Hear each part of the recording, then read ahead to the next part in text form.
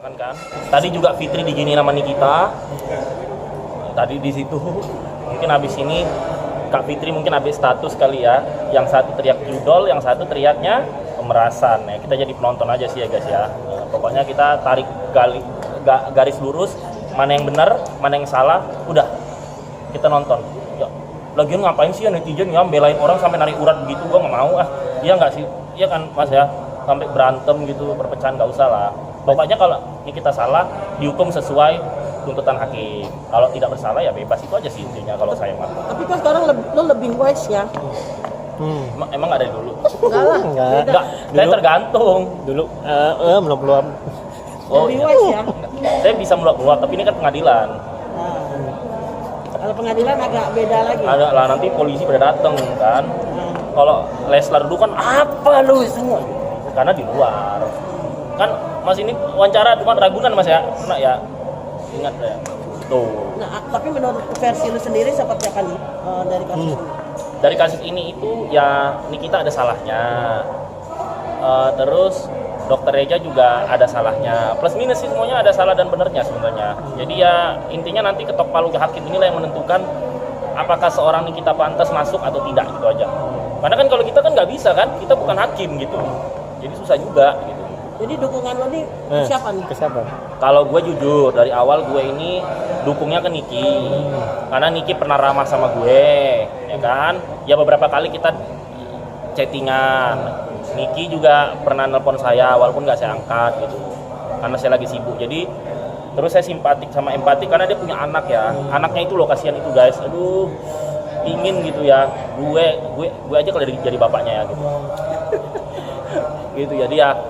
Gue pro Niki, tapi gue tidak bodoh melihat hukum, karena gue paham hukum.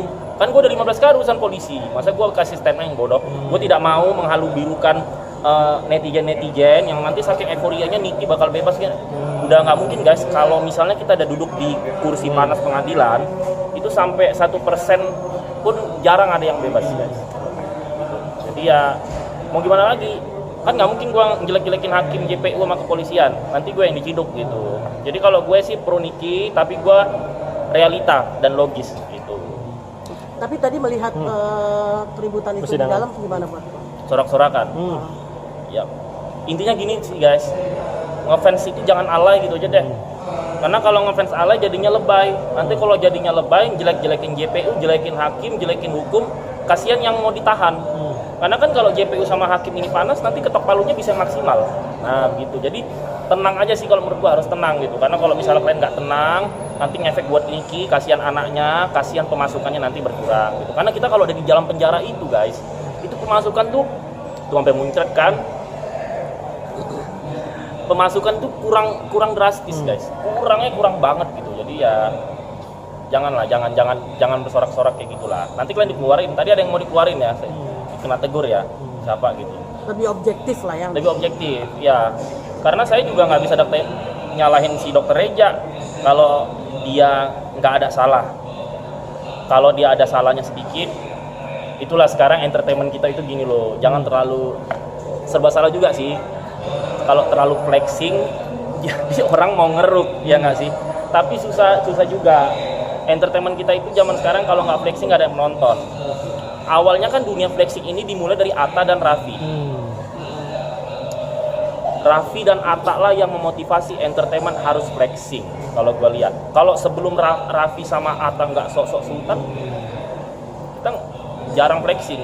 Jadi akhirnya saya juga diharuskan oleh manajemen, lu harus flexing. Tapi kalau gue flexingnya ya sesuai kemampuan, nggak money laundry, nggak pemerasan, nggak jadi kucing ani-ani ya kan. Nah, jadi sesuai, kalau gua masih sesuai budget, sesuai kemampuan.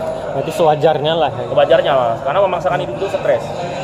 Ya kayak kata si ini kita, ngapain pakai Hermi tapi tinggal di kontrakan. Banyak loh artis-artis kayak gitu, banyak banget gitu. Jangan.